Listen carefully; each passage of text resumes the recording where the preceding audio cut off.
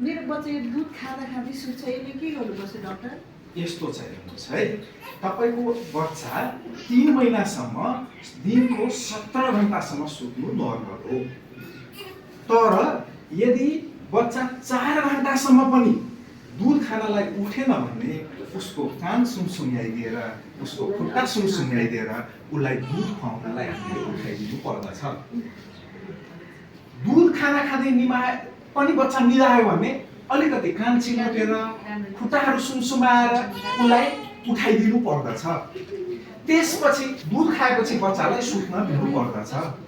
जस्तो कि तपाईँकै बच्चामा रगतमा पानीको कमी भएर ल्याउनु भयो नि, किनभने उसले दुध खाएको पुगेको थिएन, तसर्थ 4 घण्टासम्म पनि बच्चा दुध खानलाई उठेन भने हामीले उठाएर भए पनि उसलाई खुवाउनु पर्छ, नभए रगतमा पानीको कमी हुन्छ, किडनीहरूमा असर पर्न सक्छ।